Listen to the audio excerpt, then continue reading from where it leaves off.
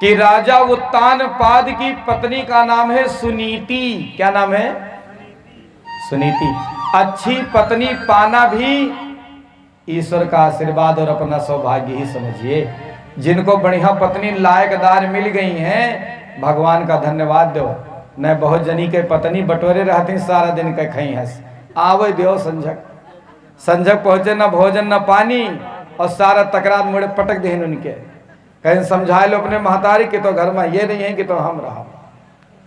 नारी का कर्तव्य है, पुरुष बाहर से आवे तो पहले भोजन पानी पूछो, फिर जो भी है कहो। लेकिन बहुत जनी तो वैसे ही कि पहुंचे तो तुरंत झगड़े तकरार, और तो कहो गंगापुर वाली सब ठीक हैं। बोलो भागवत भगवान की जय। तो बंधुओं एवं बहनों में प्रार्थना कर रहा था, सुनीति नाम है, सुष्ट नीति यस्य सुनीति। बिन घरनी घर भूत का डेरा।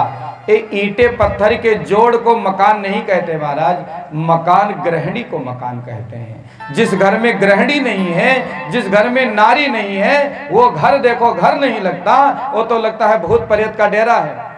15 दिन के लिए श्रीमती जी मायके चली जाए, तावा छटपटा छटपटा के कहता है कि मलकिन नहीं है घर में। पति देवता चाहे जितना मान जाए झैयम झैया, लेकिन तावा का अलग लुक रहेगा महाराज। आंगना बता देगा झाड़ू लगाने वाले का कैसा प्रारूप है। गृहिणी नहीं है घर में, घर की दीवारें बता देंगे महाराज, क्योंकि नारी के भाग्य से ही परिवार का संचालन होता है। इसलिए नारियों का आदर हर पुरुष को करना चाहिए महाराज, बहुत आदर करना चाहिए। बोलो भागवत भगवान की जय। इसलिए तो हमारी माताओं बहनों को देवी कहा जाता है। आज इतना जमाना बदल गया तो भी नारियों के नाम में देवी ही लगता है। गीता देवी, सीता देवी, आरती देवी, सुनीता देवी, मीना देवी, टीना देवी, सीमा देवी, रिंकी देवी, पिंकी देवी, चिंकी देवी, चाहे जो नाम हो लेकिन देवी ही लगेगा। लेकिन पुरुषों के नाम में देवता नहीं लगेगा, कोई नहीं कहेगा। नारियां आज भी देवी हैं। इसलिए मेरे भाइयों बहनों, नारी घर में सुलक्षणा हो तो ये भाग्य की बात है। कोई भी काम हो तो बिना पत्रा देखे करती नहीं। नारी बड़ी लायकदार है महाराज। सुखपूर्वक जीवन बीत रहा था, लेकिन एक दुख था, घर में कोई औलाद न थी, घर में कोई संतान न थी। राजा ने सोचा दूसरा विवाह कर ले। और ध्यान दो, भगवान दुश्मन को भी बचावे दूसरा विवाह करे से। और जिन्होंने किया है जिंदगी सुख से ना गुजरी। आपके गांव तो कोई नहीं है? बोलो भागवत भगवान की जय। ये नहीं, दो विवाह का मतलब है एक पत्नी जिंदा हो दोसर कई लो हैं, तब तो महाभारत होत होई। बोलो वृंदावन बिहारी लाल की जय। यक्कन परेशान है जाके दुई दुई है तो का हाल। एक जने गए चोरी करे, चोर सेठ जी के पास माल ज्यादा रहा, रात 12 बजे सेठ दुकान बंद करके आए रहा। अब चोर चोरी करना भूल गया। क्यों? क्योंकि सेठ जी की खिंचाई हो रही थी। दो पत्नी, वह अपन डिमांड बताओ, अपन डिमांड बताओ। एक जन का सुन के खोपड़ी खराब रहा था, उनके दुई दुई चिल्लवैया। सेठ परेशान, चोर चोरी करना भूल गया, मजा देखने लगा। सेठ जी की खिंचाई मजा ले लगे।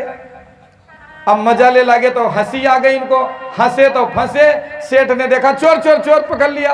फोन किया, दरोगा जी आए, पकड़ ले गए, दीवानी बंद कर दिया। कहा कौन दंड दूं? आधी रात में सेठ के घर में घुसा। चोर ने हाथ जोड़ा, कहा साहेब चाहे जौन दंड दे दो, लेकिन सेठ का जो दंड मिला है वो न दी हो। कहें कौन दंड? कहें दुई पत्नी वाला। राजा सोचने लगे कि इनके पुत्र नहीं तो दूसरा विवाह कर लें। इसकी क्या गारंटी है भैया कि दूसरा विवाह करने से पुत्र हो ही जाएगा। रानी को गर्भ धारण हुआ 15 दिन का, राजा को पता ही नहीं। अब 1-2 महीने बीते तब तो पता चले। काफी साल बीत गए थे विवाह के। तो राजा जंगल में गए और एक राजकन्या से कोर्ट मैरिज कर लिया। आज जिसको कोर्ट मैरिज कहते हैं उसको प्राचीन काल में गंधर्व विधि विवाह कहते थे। गंधर्व विवाह आ गए। हमारे गांव में परंपरा है, नई बहुरिया आती है तो घर की बूढ़ी मैया लोढ़ा, पहरुआ, खैलर, सूप सब लेकर दरवाजे पाए जाते हैं। आपके गांव में ये सब ना होता है? होता है? अरे वाह, तब तो आपका गांव हमारा गांव या कई जैसा। बूढ़ा आई, साइड वाले भी कोई सूप लिया खड़ा है, कोई लोढ़ा पकड़ाए खड़ी, कोई पहरुआ। बूढ़ी मैया घुमाने चली, पहरुआ उठाए घुमावे लगी। क्यों? आज 21वीं शताब्दी है, इन सब चीजों की कोई ज्यादा उपयोगिता भी नहीं, फिर भी क्यों? क्योंकि प्राचीन काल में जब विवाह होता था तो घर की बुजुर्ग महिलाएं परिचय कराती थी। ध्यान दीजिए, बोलो भागवत भगवान की जय। बुजुर्ग महिलाएं परिचय कराती थी कि बच्चा, अब तक तो कोई टेंशन था नहीं, नथिंग टेंशन अबाउट दैट, लेकिन अब तो गृहस्थ जीवन में प्रवेश हुआ है, अब चिन्हो, दिस इज पहरुआ, पहचानो। कूटक परी का कूटक परी? धान। फिर कहें देखो, दिस इज लोढ़ा, पीसक परी, बहुत चीज। फिर सूपे में छुआइन, पहरुआ घुमाए, सूपे में छुआइन, केवल कुटही ना परी, यह चिन्हो पछरोह परी। फिर लोढ़ा, फिर खैलर, मथाई परी। जमाना बदल गया, अब सब कूटा कुटावा, पिसा पिसावा, मथा मथाया है व्यवस्था। घर में कौन धान कूटता है महाराज? पालेसर लग गए, मसाले की पैकेटें आने लगी, दही भी सब ऐसे वैसे डेयरी पर ले लेते हैं। फिर भी आज उन उपकरणों के द्वारा परछन होती है। हमारी परंपरा है, लड़के का जब विवाह होता था तो स्नान किस पर कराते थे? जिसपे बैर मचाए जाते हैं, बैल, जुआठा। काहे? कहीं बच्चा अभी तक खूब भाग्यो, अब परी गटे चिन्हो, अब ऐसे नहीं भाग पाओगे, जिम्मेदारी में बंधने जा रहे हो, इसलिए पहचानो मचिया पर जुआठम नहाओ। ये हमारी परंपराएं थी महाराज। तो जैसे परछने लगी सास के बगल में खड़ी महिला को उत्तानपाद की पत्नी ने पूछा, ये कौन? राजा ने कहा, ये हमारी बड़ी पत्नी है, इनका नाम सुनीति। उसको सौतिया डाह दबा लिया। कहने लगी, यदि एक पत्नी घर में थी तो हमको क्यों लाया? या तो या रहेगी या तो मैं रहूंगी, हमको घर में रखना है तो इसको अभी बाहर करो। बड़े आदमी थे, बड़ी व्यवस्था थी, तो बगीचे में जो राजमहल था वहीं शिफ्ट कर दिया सुनीति को, और इस रानी के साथ रहने लगे। कुछ समय बीता और बच्चा माँ के गर्भ में पल रहा था। 9 महीने बाद बड़ी रानी के बच्चा हुआ। तब राजा बहुत पछताए, अरे विधाता, अनर्थ हो गया, हमने बच्चे के लिए विवाह किया था, तो उसके ही हो गया। और बच्चे का नाम विद्वानों ने रखा ध्रुव। क्या नाम रखा? ध्रुव। अब माँ जहां कहीं कथा भागवत में जाती, बच्चे को साथ में लेकर जाती, क्योंकि संतान की प्रथम गुरु माँ ही है। जो बच्चे अपने जीवन में आगे बढ़े हैं उनमें उनके माँ का बहुत बड़ा योगदान है। माँ चाहे तो अपने बच्चे को महापुरुष बना दे, और माँ चाहे तो चोर चंडाल बनाए दे। और हमारे राष्ट्र में क्या, पूरे विश्व में जितने भी महापुरुष हुए हैं उनमें ज्यादातर लोग ऐसे हैं जिनके पीछे उनके माँ का हाथ रहा है। माँ के ऊपर ही निर्भर करता है कि संतान कैसी होगी। यदि किसी की संतान नालायक है तो कहीं ना कहीं उसमें मम्मी का हाथ जरूर है, क्योंकि मम्मी ने 5 रुपया दिया, ले आओ बच्चा, कहीं का कहीं 2 आस्की ले आओ, बाकी का टाफी, कहीं का कहीं आस्की हम खा, टाफी तो कही हो। तो कहो गंगापुर वाली ठीक ही आस्की नहीं खाती, न बहुत गांव तो महिलाएं तमाकू आस्की खाती। बताओ, नारियों को देवी कहा जाता है और नारी तमाकू खाए?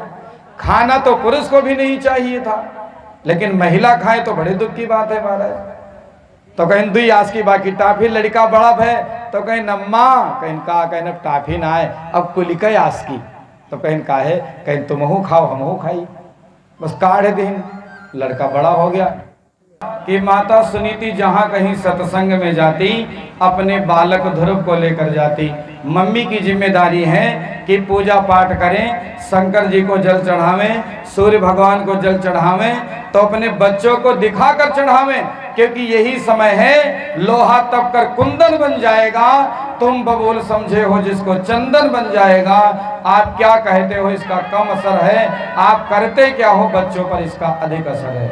इसलिए माता पिता की जिम्मेदारी है पूजा पाठ बच्चों को दिखाकर करें। संस्कार तभी तो मिलेगा। लेकिन बच्चा मम्मी के पास बार बार जाता है तो मम्मी कहती हैं कि मोबाइल लो, कार्टून ताको, हमारा दिमाग न चाटो। और सब अपने लड़का कार्टून दिखाए दिखाए कार्टून बनाए दे रहे हैं। तो महाराज मम्मी की जिम्मेदारी है बच्चों को सत्संग से जोड़े। ध्रुव माँ के साथ जा जा करके सत्संग सुनते और कम उम्र में ही बालक को बहुत बड़ा ज्ञान हो गया।